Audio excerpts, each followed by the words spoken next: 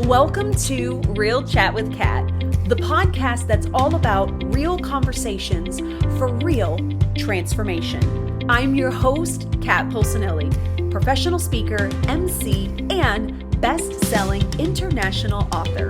Here, we tackle the tough stuff, the mud that we all have found ourselves in. We talk about the pivots, the challenges, and the victories that shape our lives and our businesses. From overcoming trauma and finding your voice to navigating life's unexpected twists, we get raw, honest, and open. You'll hear from inspiring guests who share their stories of resilience, healing, and growth. Whether it's breaking through emotional abuse, embracing self-worth, or thriving in entrepreneurship, you'll find connection, empowerment, and the tools to keep you moving forward. So grab your favorite drink, settle in, and get ready for stories that hit home and conversations that make a difference. Let's get real together.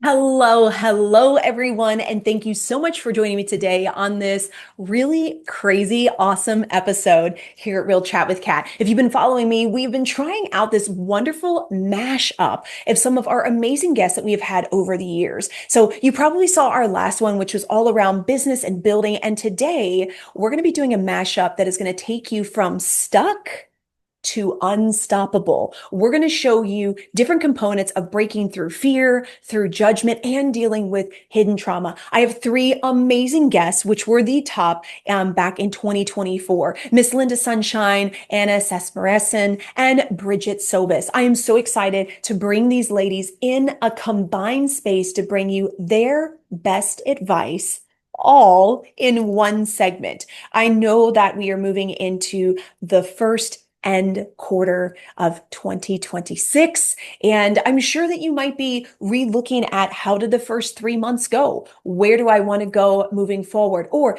maybe you've kind of had an epiphany that you're like, you know what? I'm done with being stuck. I'm ready to move on. And I want to get the best pieces and get them quickly. Well, you have come to the best podcast episode today. So we are going to have all three of these ladies share some of the best things within their podcast that was released about 2 years ago. So again, that way you're going to get the amazing information, but in bite-sized pieces and some of the best pieces that they had to share on that podcast. Now, of course, if you love listening to them, I highly suggest reaching out onto your podcast platform and finding their full episode so that you can dive in even deeper as you are connecting with them, because I think that you're going to love all three of them. Let's start with Miss Lynda Sunshine. So I loved speaking to Lynda. Lynda is all about telling your story, right? So she really is on building these stories. She publishes books, and one of the coolest things that we talked about in her episode was she decided to deal with fear. And the way that she decided to deal with fear was stepping into one fear every single day for 365 days. So a whole year.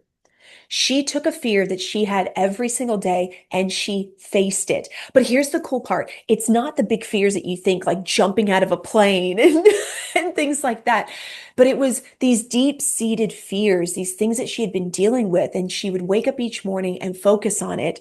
And then that's what she decided to face. It is a beautiful conversation. You're going to hear her talk about it. I'm so excited for you to listen to it. So, you're going to love Lynda. Then we have Miss Anna. Oh, Anna is amazing. She is a multifaceted individual. Let me tell you, she is in leadership development. She's an executive coach. And my absolute favorite, which we really dived into, is her company called Transformation Through Conversations. Now, if you've been listening to me for a while, you know that this is very close to my heart, and this is a part of the podcast, right?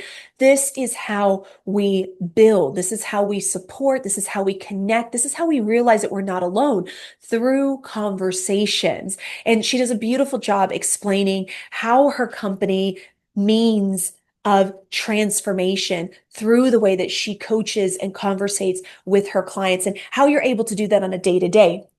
She also talks about, which was mind blowing to me, about this ability of breaking out of the confines, breaking out of the structured feeling that we all have been boxed into. Wait till you hear about how many books she is reading at once and why it is that she does this. It is fantastic. Now, last but certainly not least is going to be Brigette Sobus.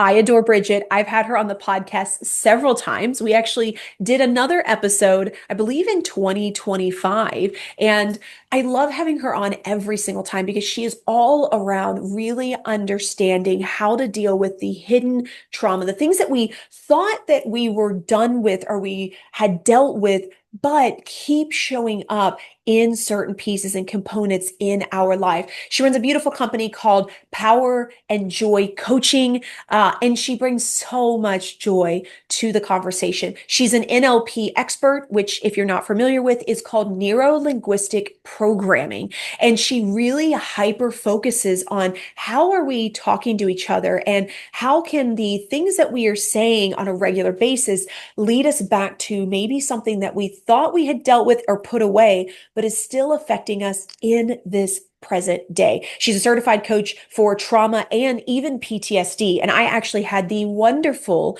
opportunity to use her services in between our recordings and test out what it is that she's been talking about. It was a phenomenal, phenomenal session. So if you are looking for the opportunity to get unstuck, maybe to feel different, maybe to think different, or if you're looking for that light bulb moment to get you through the fear, break through the judgment that either you're putting on yourself or you're dealing with from others, and make sure that you are letting fully go of the trauma, then you have to tune in to this episode. You are going to love all three of these absolutely amazing ladies. And as I said, be sure that if you really connect with them on this episode, go back into the podcast and find their full episode to get even more nuggets than you had before. I am so excited for you to jump into this episode. Let's go ahead and rock and roll. My name is Lynda Sunshine West. And first, Sunshine's not my given name. A lot of people ask me, is that your given name? And it isn't. And it's kind of interesting how it happened. I was about 55 years old, and somebody randomly called me Sunshine. And then somebody else did like a week or two later. And then a couple weeks later, a couple more people called me Sunshine. And I was like, what do you mean Sunshine? Like, they're calling me Sunshine. There must be something there. So I decided I'm going to adopt it on Facebook officially and see what happens. And what's interesting about it is that nobody had ever called me Sunshine for 55 years of my life. And suddenly 4 random people called me Sunshine. And I adopted that to be my name. And now I believe myself as Sunshine. So I start off with that because, I went through a personal development journey at age 51. And that's when my life really, really started to unfold. And I started to believe in myself. So as we talk today, I'll be sharing some of the things that I've learned along this journey. It's been absolutely incredible. And when I was growing up and when I was younger, I used to think that people that were like laughing a lot or having a good time, I always thought it was fake. And now that I'm on the other side, I see that this is not fake at all, that if you really love your life, that you should be out there, just expressing yourself and just sharing your joy, and it's not fake. So I just wanted to start with that. But with that said, I have become a book publisher. It was about 6.5 years into my personal development journey that I moved into book publishing because I loved hearing people's stories. And then I started sharing their stories, and that's what got me into book publishing. So today I'm now a 43 times #1 international bestselling author, and have helped, over 500 people become bestselling authors as well. I actually would love to talk about that. Again, at age 51, this is when I started the journey. And just like you said, you're never too old to start something new. And my whole life has really started, since that day that I decided to look at myself and see what can I change? What can be different about me? And it was all, things kind of happen in life. And I said this to somebody one day, there's a saying that, things happen for a reason. And I said this to her name is Forbes Riley. I don't know if you know her, but she's known as the $2.5 billion woman. She's like on QVC and all those like shopping channel and stuff. And she said, I don't believe things happen for a reason. I believe things happen and we give reason to it. And I loved it when she said that, because it really got me thinking that, see, we really have more power and ability in how we direct our lives than we give ourselves credit for. And so, I do believe in God, and I do believe things are being guided and directed. However, we still have our own ability to think for ourselves. And we have that as human beings. Animals aren't like that. They're more instinctual, whereas humans can think about what they're going to do. And so if we think about that, the power that we have is that if I wake up in the morning and there's a saying, like, oh, you woke up on the wrong side of the bed, which means that you're grumpy, right? And so we can choose to wake up on the right side or the wrong side of the bed, even getting out on the same side of the bed every day. We have a choice, right? I'm still getting out on the same side, but I have a different mental attitude. And so what happened was, it was 2015 and I woke up, it was January 1st. So this was like not a New Year's resolution, because I have broken every single New Year's resolution I've ever set. But I said, you know what? I've got a lot of fears. I'm going to break through a fear every single day this year. So 365 days in a row, I'm 51 years old, and I'm embarking on this journey of breaking through a fear every day. Well, as I got about 6 months into it, I came to the conclusion that the fears that I had broken through those past 6 months, that the majority of them, vast majority, were related to the fear of judgment. Ooh. And so you were talking about judgment earlier. And what I realized is that I had such fear of judgment. Well, then I started looking at that closer and saying, oh, I just need to figure out this whole judgment thing. Because if I can figure this out, then I'll have a lot less fears.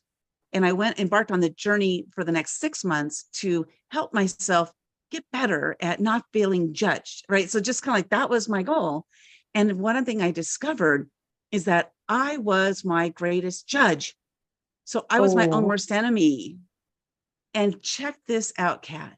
Once I started working on myself and stopped judging myself negatively and started seeing myself as this good person, this confident person, this person who really wanted to help people, I stopped judging others. And when I stopped judging others, I had less fear of judgment of them on me.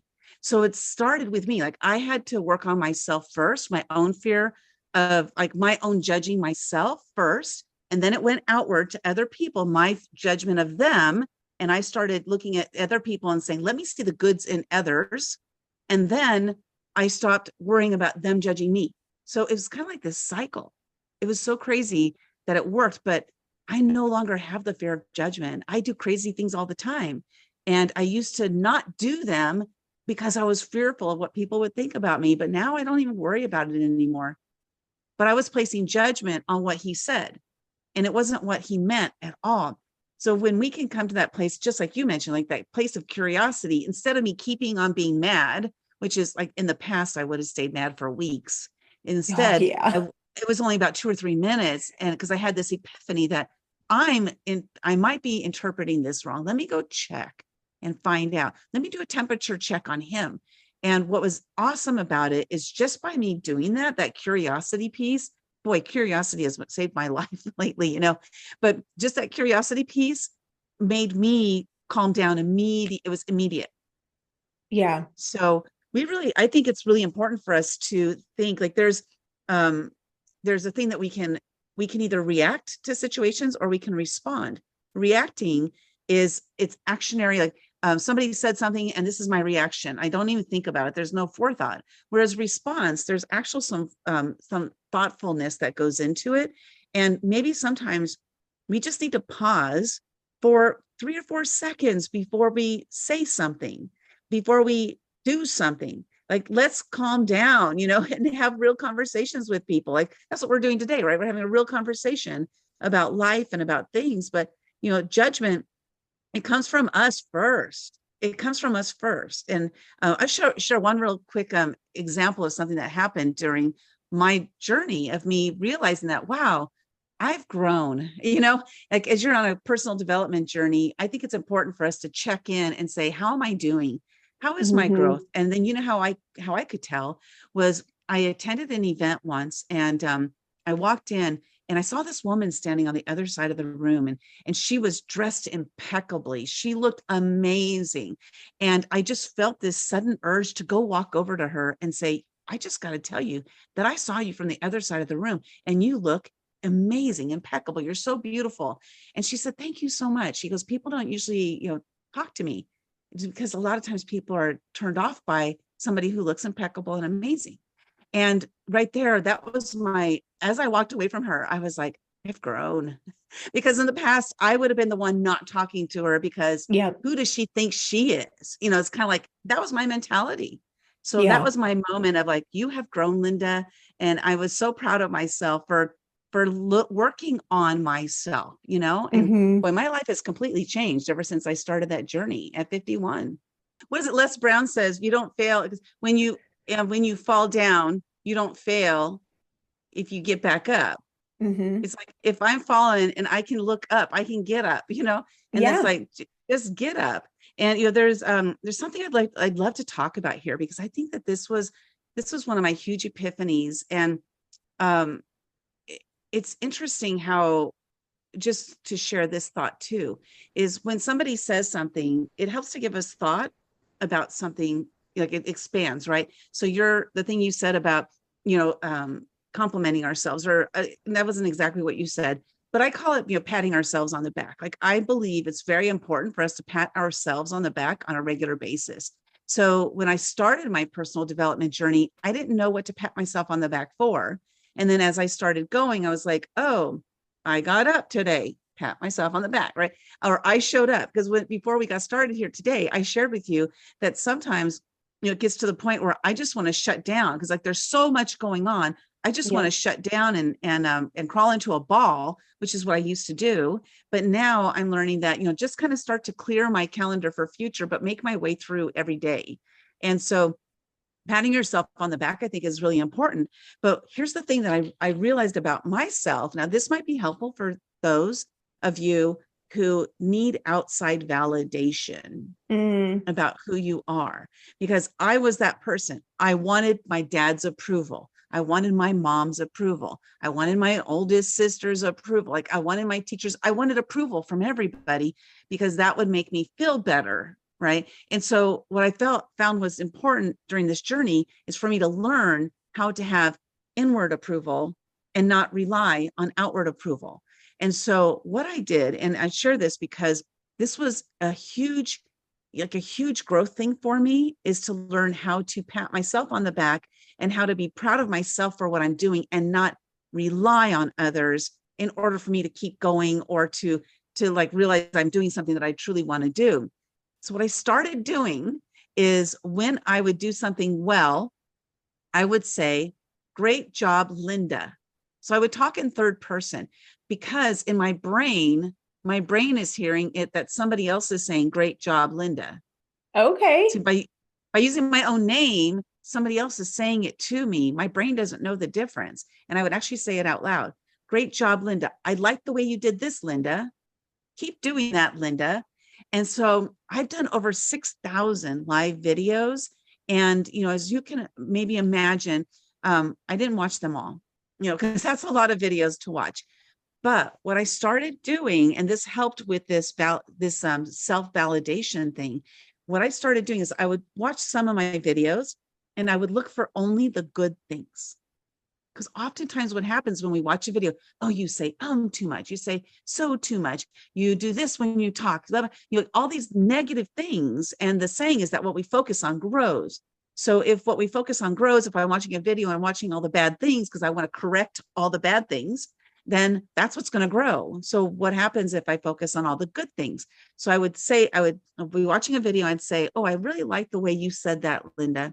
Oh, I really like that message, Lynda. Make sure you talk about that more.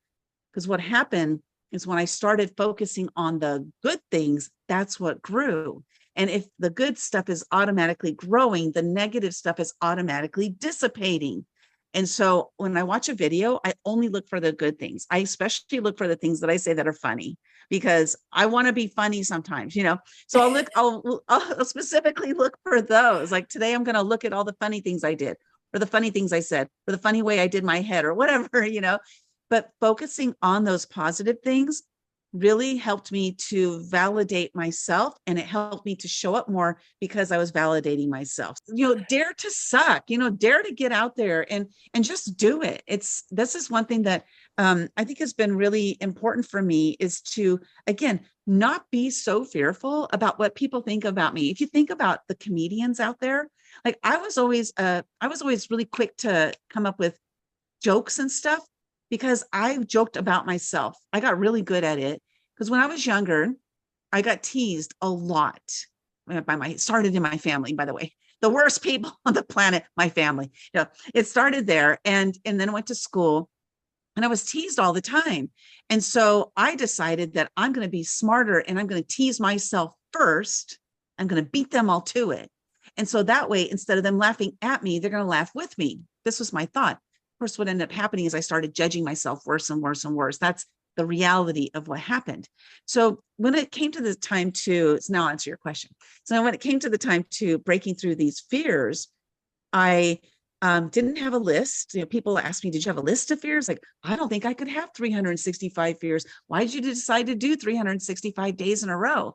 Well, I don't know. It just came up. You know, it's just like, I'm going to break through a fear every day this year. Like, it was so random, out of the blue. And the fears, like, I had no idea what they were going to be, but I knew one thing, and that was that no matter what the fear is, I'm going to break through it that day. That was my only caveat, is I had to break through it that day, no matter what it was. And so every morning when I woke up, the first thing I did before I got out of bed is I woke up and I asked myself a question, 3 words that changed my life. What scares me? Those 3 words every day, 365 days in a row.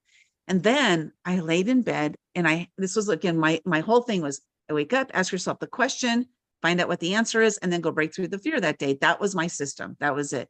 And so I had to lay in bed until the fear popped into my head.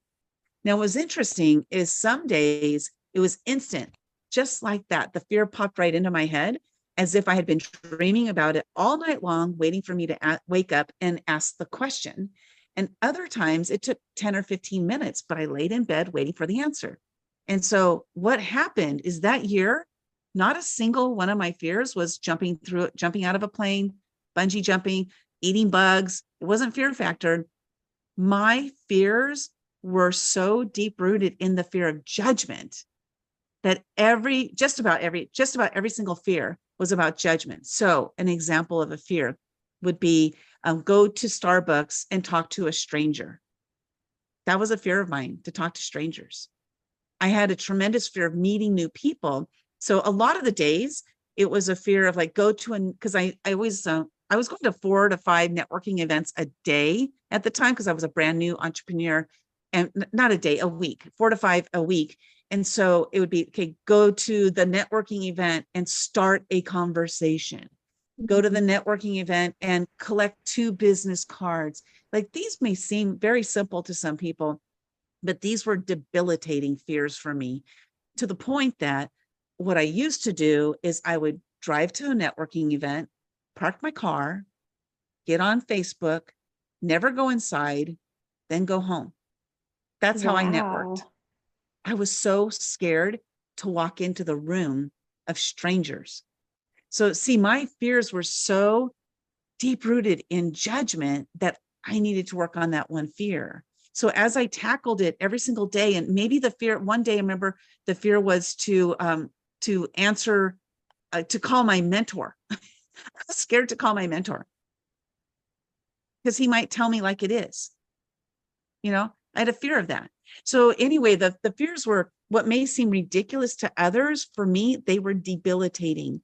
And so one of the things I like to say is that your fears may seem ridiculous to somebody, but to you, they're real. And what that means is that you are the one who needs to deal with it. Don't worry about what other people think of your fears, because my fears might be stupid to some people, You're scared to talk to people, really? You're like, what's the big deal? What's the worst thing that's going to happen? Well, it doesn't matter. It was a fear. It was real to me. So I'm Anna Sasmiresan. I'm a Romanian-American businesswoman, and I actually really do a few things. So that's a lot to explain. I am a vice president with Randstad. In my corporate job, I get to help companies across the state of Florida find employees along with my team. And that's very exciting. And then I also own a business called Transformation Through Conversations, which is your place for leadership development, strategic planning, and business coaching. We really focus on transforming organizations through their people. I've always had this idea that, I work in my role, the company should provide me with opportunities for growth. And there was actually a point when I realized, wait a minute, it's not the company's responsibility to provide me with opportunities to grow. They can provide me opportunities, experiences, but I really have to own my growth. I have to invest in my own development. I have to really see what gets me out of bed excited every morning and be able to add to what I'm already doing in order to fill my cup, because I feel like I have a really big cup. We all are born with so much potential, unlimited potential, but we actually have limited energy. So if we are able to harness that energy in the right way, so that we can actually start building and upon the talents that we have and fulfill our potential, we actually are capable of doing so much in our lives. We are capable of making a difference in communities. We can find time to, on top of the full-time job and the side hustle, to even volunteer and help with other projects.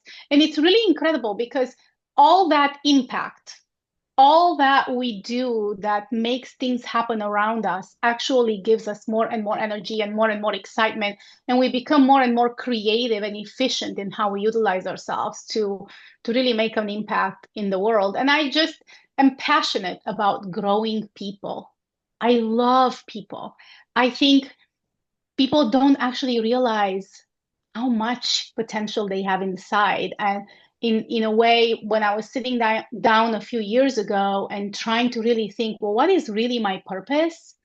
I realized that my purpose, I think, is to help other people see their potential and to start fulfilling that potential.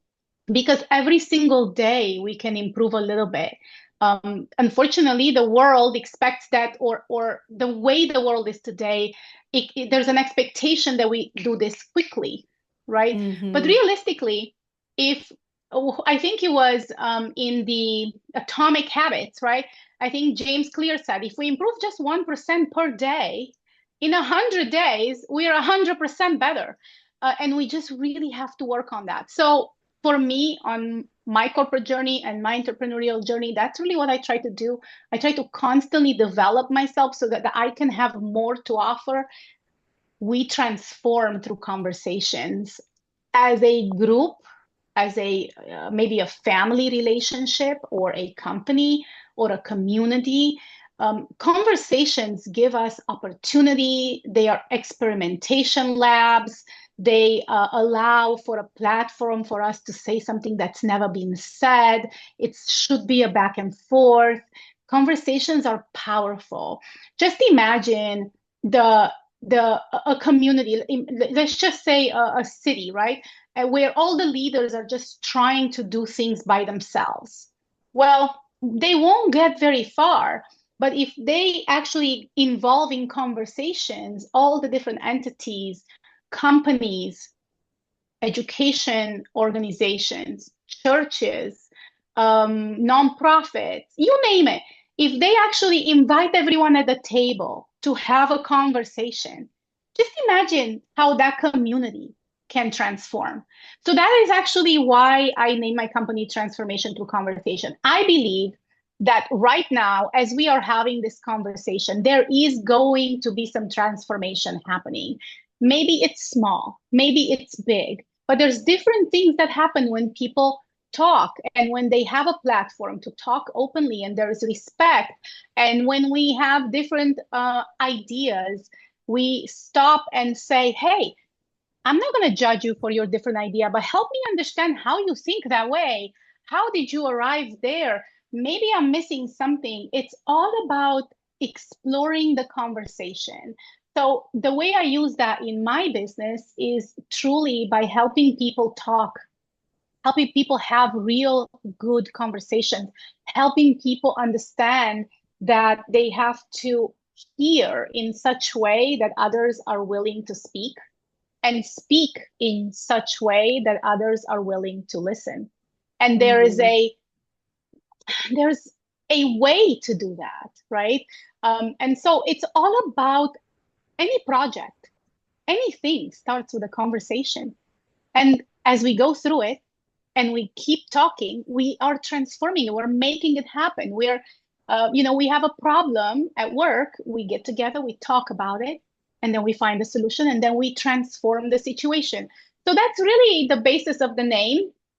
And as I have now worked with many clients over the last 3 years, many of them, after I work with them for a period of time, they come back and say, "Oh my gosh, I get it. It is transformation through conversation. Now I get it. It actually really takes is a conversation."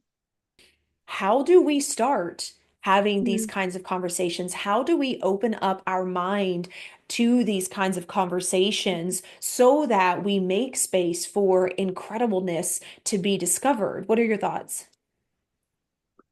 Oh, that's so good. So, John Maxwell says that the hardest kind of leadership is self-leadership.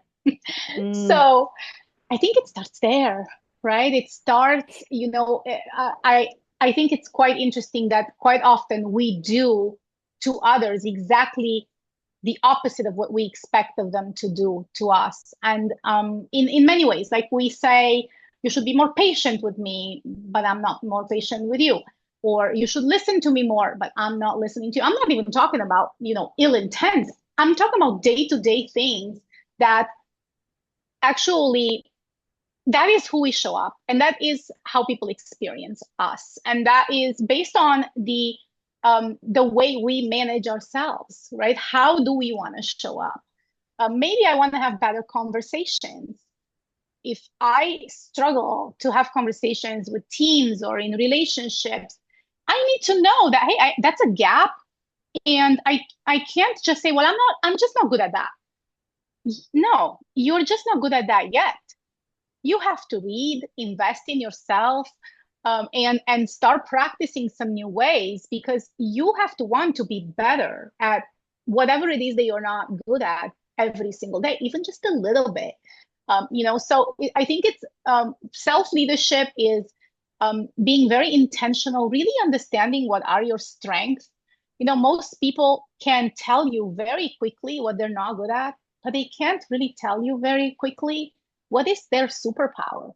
mm, They don't know what it is. There's in traditional employment always tells you what you're not good at, what you need to improve. Most leaders and most companies don't celebrate people every day for the things that they're great at.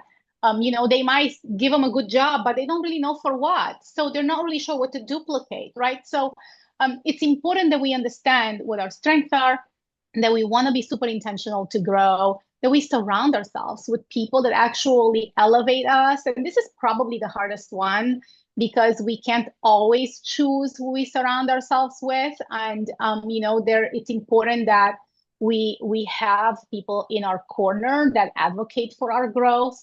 And probably in some scenarios, there will be people that will try to make sure we don't grow, because they are not because they don't want it for us, but because they don't know what to do with us, with a different us, right?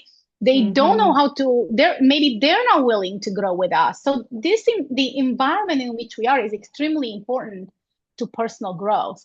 But I have a saying, and I think that every time I say it impacts people because they really get to think about it, which is that we all have a diamond inside, but it only shines if we're willing to polish it. right? We're all born with that raw diamond. There is this brilliance inside of it, but it's dull unless we polish it and unless we maintain it. And unless we come back to it more and more over time, it just becomes dull again, right? So it's important that we realize what that is. It's important that we work on it. It's important that we stay, that we stay focused on being 1% better every day, if not more, right? But without that, I think that over 1 year, 10 years, we are going to feel very stuck. And when we feel stuck, after a period of time, we get depressed. And when we get depressed, we start actually hurting ourselves and others in various ways. So, humans are not made to be one way for 35 years. They're like a plant in a way, right? That's ever evolving, and we have to keep harvesting the fruits every single year and to help that process. So I just want to encourage people that are listening to this, for them to really realize that they have so much more potential. I was asking a series of professionals in their 40s and 50s. I said, hey, what potential do you think you fulfilled up to this stage of your life? And nobody gave me over 30%. Wow. In their 40s and 30s. I mean, that's like mid-career, already Yeah. planning for retirement, kind of seeing it ahead. And all the people had regrets. I wish I had done this more, moved here, given myself more chances, believed in myself more, read more books. I mean, all these things that it's really inexpensive. Look at my books over here. It's really inexpensive to grow. It's $15-$20 and a little bit of your time invested in yourself. Okay. Hmm. But I would invite people to just think, hey, what do you wish was better? Let's just start there. What do you wish was better? You whatever that is, what can you do today to make it just a tidbit better today? Or where do you get stuck?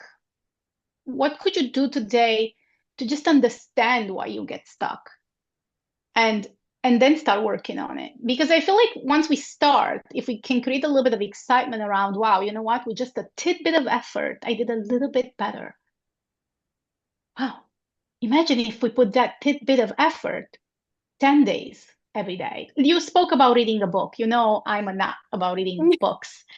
So people tell me all the time, I haven't read in so long because I read this one book and I didn't finish it, and I'm still waiting to finish it. And maybe for some people, that was like 10 years ago.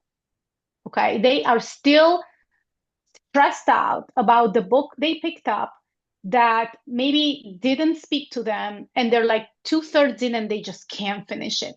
And that is the reason that they haven't picked up other books to grow. And so I want to liberate people to say, don't worry about the book, just read from whatever book you want. I think right now I'm reading 22 books at a time. I'm literally going from book to book and reading a chapter from this one and a chapter from this one and a chapter from that one. And if I have books here behind me and over there, and all the books that are still in the works have a pen in it exactly where I'm at, so that I know that at any given time I can go and pick it back up. But do you know how liberating that was for me to be able to say, I'm reading a lot. But I'm not stuck on the one book. And also, I read a lot of self-help books.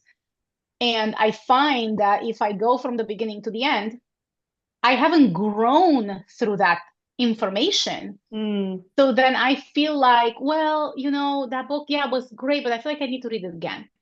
And then I read it again, and then I that happens to me again. So then what I actually decided is I'm going to read one chapter and really be intentional about trying to apply that.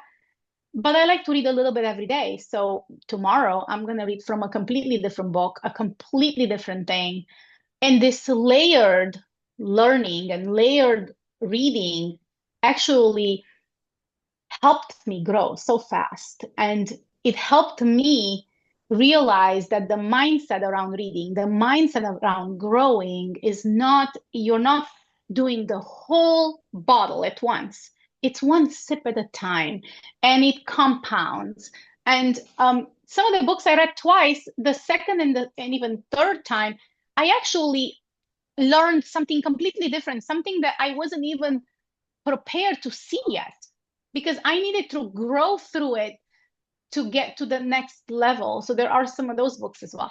But I know this isn't just about books. This is really about everything. We have to allow ourselves to experiment. It's fun. If it doesn't work out, laugh at it.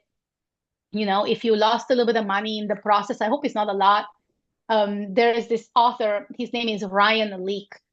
He wrote a book called Chasing Failure.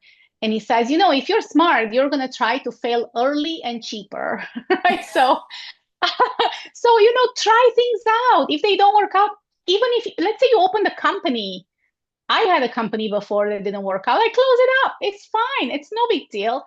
That is not the end of me, or, you know, it was fun to learn how to own a business, and to learn what to not do again, and to learn how to do what to do more of. And now I own another business and I'm just growing through that.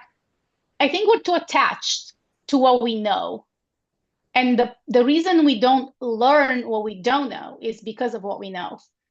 So who am I? Brigette Sobus, and I own Power and Joy Coaching Academy. I've been an entrepreneur, oh my gosh, I think definitely over 18 years now. My first business though was a hair salon.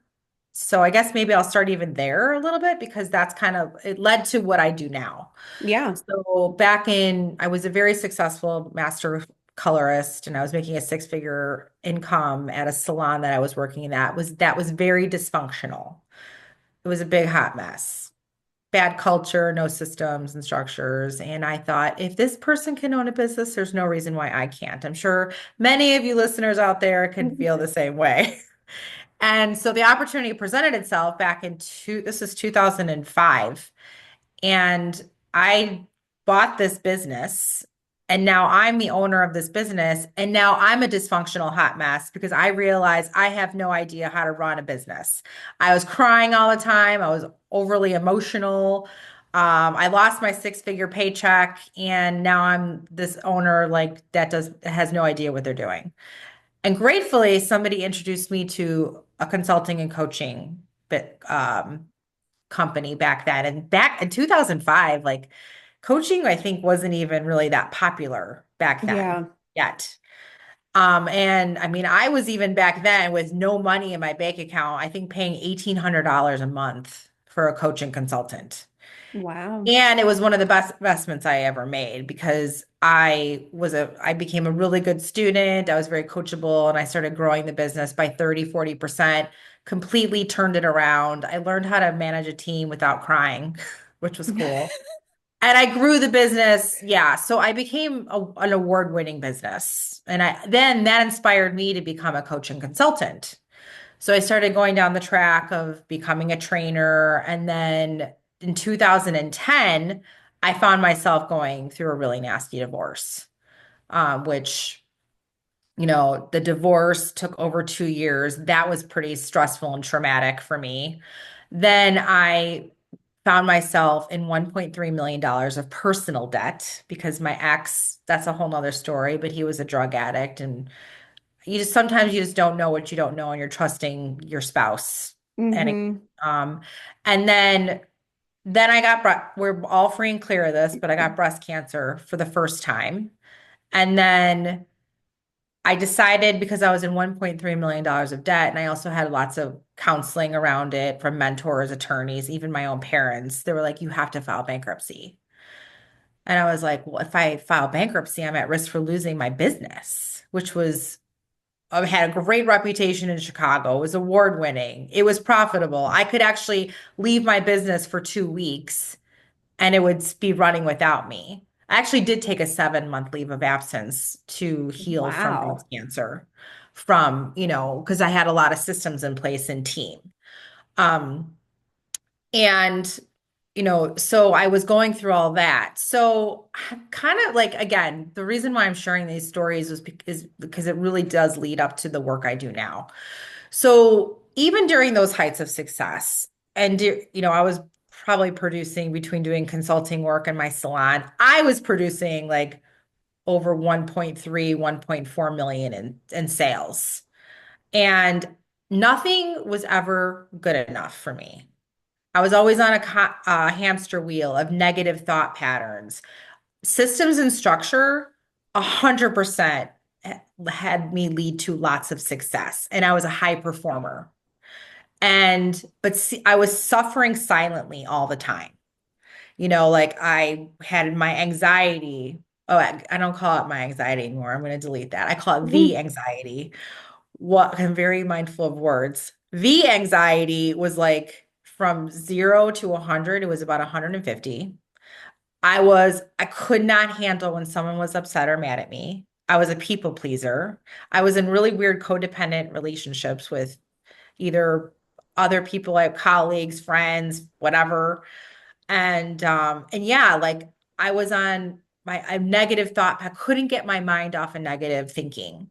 And I actually had running jokes, which we're all free and clear of, but I would have running jokes and say, I sometimes wish I could get a lobotomy so I can like detach from these negative emotions and negative feelings. Mm-hmm. Like I used to call anger the ball and chain of negative emotions. So then moving forward, I did end up, I felt like 2019 was Dark Night of the Soul year where I really hit rock bottom. Um, and I decided to part ways with the salon. I'm like, you know what? I think this is the universe's way of saying, you're done with this. You had success. It was award winning. There's something different for you. So I sold the salon and then I started getting it back into therapy. I started getting a coach again. I started thinking about what do I want to do with my life? And then I had always heard of NLP, neuro linguistic programming. I just didn't know what it was. I had this mentor go, and I am a master of NLP. And I would be like, I don't know what you're talking about, but I like you and you're amazing. So I decided to get certified in NLP, and they were like, you're going to get certified in timeline therapy and hypnosis. And I was like, hypnosis sounds weird, and I don't even know what timeline therapy is, but okay. So I signed up, but I had this like feeling, I'm like, this is going to be the thing that actually like literally transforms my life. Because I've had lots of transformational experiences. But Mm-hmm. I was like, I feel like this is going to be like my switch is going to flip up and it's going to stay up. Like language. Like I hear the way people talk all the time. I can tell if they're what they're focusing on. Like, so if they're focusing on one thing I always love to share, like the the unconscious mind doesn't process a direct negative, first and foremost. So if I say, do not think about a purple pig, do not think about a blue tree, do not think about your nose, did you think about any of those three things? Yeah. It's like you can't not think about it. Right. So a lot of times when we're talking about language, when I hear people talking and I'm like, hey, what do you want in a relationship?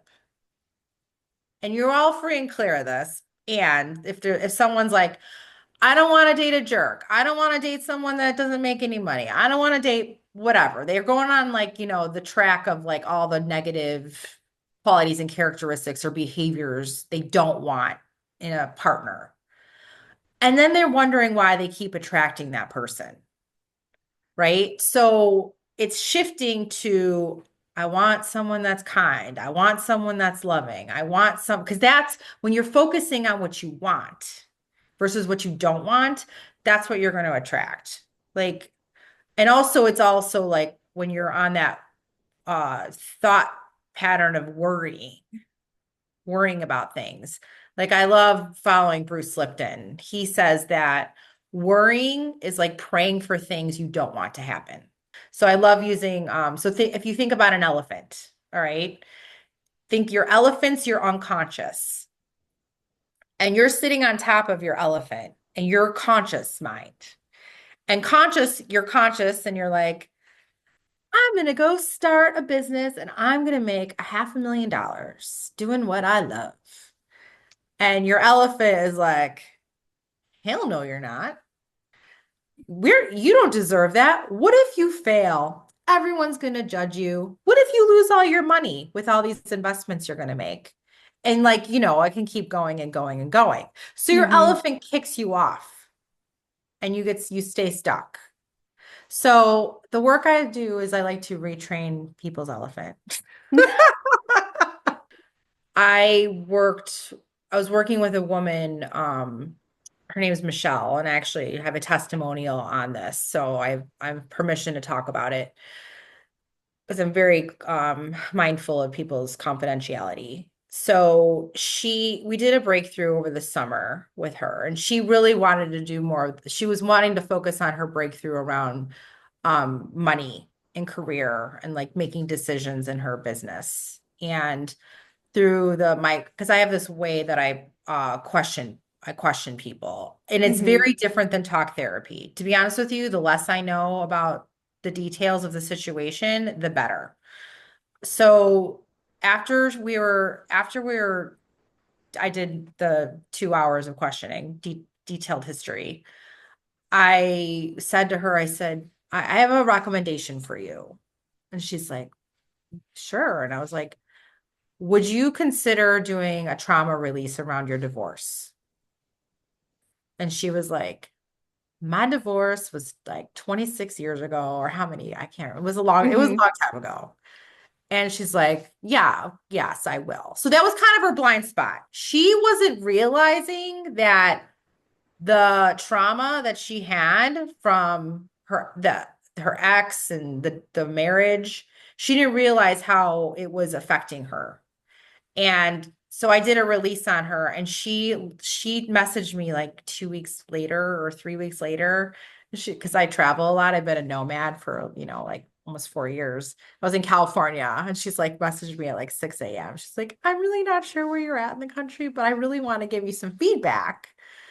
And she's like, I just have to tell you that I just spent and her ex used to trigger the heck out of her too. She's like, I just spent a full day with my ex, my children, and my grandchildren. And we had the most beautiful day. We were all just humans, just being together. That was her like perception. I was like, oh my gosh, that's amazing.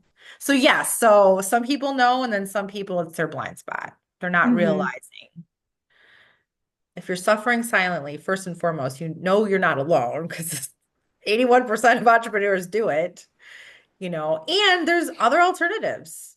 As far as I'm concerned, there's zero reason to suffer. Yeah. Do breakdowns happen? Yes, of course. I have them in my life. I don't know, maybe weekly. I don't know, even if it's a small thing. And it's, now I'm at the point where I have because I have all the tools and I use them. I literally practice what I preach.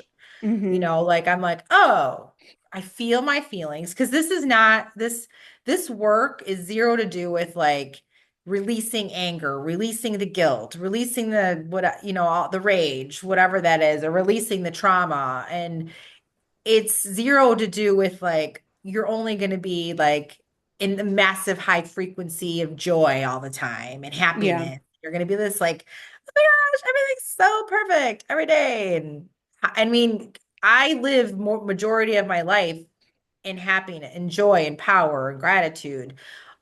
And I still feel my feelings at times. Like there's times when I might get angry, and before my anger would last, months, weeks, years, whatever. Oh, yeah. I'd hold on to it. I would overanalyze what had happened. And then I'd be like, I should have done it this way. Now I'm like, I'll get angry. And then it usually is like anywhere from like 10 seconds to 5 minutes. I don't know. And then I'm like, okay, I felt my feelings. That was cool. And then I'm like, okay, what did I learn? So now I'm doing it in kind of more real time, Mm-hmm. versus like, when I took you through that timeline therapy process. Like I'm kind of doing it more in real time. What am I learning? What happened? Okay, so how am I going to shift? What inspired action am I going to get into next? So I have that massive, because I've got the more unconscious and conscious congruency. My thing with this is, again, if we're like even go to like Carl Jung's perception is projection stuff, like we are seeing the world through our eyes, right? Yeah. So this is the simplest way I like to look at some of this stuff. Because you can go down rabbit holes with those theories too.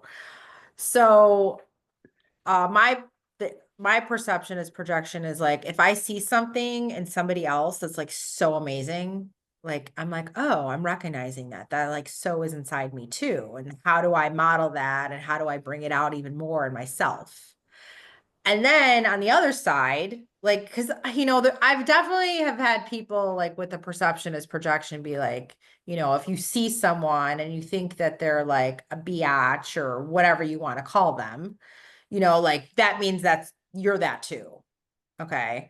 Yes, there is shadow work, and that's like a whole nother story. And I personally believe if something like an event or a person is really triggering you like very heightenedly, that is a telltale sign of like doing inner healing work. Whether it's healing your inner child or healing your inner ego or I don't know. I would probably say that, reinvention can happen at any age, anytime. And healing, doing that inner healing work, whether it's trauma or from the past or whatever it is, there's also quantum leap tools out there that can get you really fast results. And you can also, I love to have fun. I tell my clients, I'm like, if we're going to be releasing your trauma and your stuff, we're still going to have fun and laughing along the way. So, yeah, I just love to live a life of power and joy. And thank you so much for tuning in to Real Chat with Kat today, where real stories meet real solutions. If you love today's episode, don't forget to subscribe, leave us a review on Apple, and share this with someone who may also need to hear this as well. Let's also keep the conversation going. Follow me on socials at The Lotus Effect, connect with our incredible guests, and remember, you are never alone. Your story matters, and you have the ability and the power to rewrite it. You always have a choice. Until next time, stay strong, stay inspired, and keep showing up as the incredible, unstoppable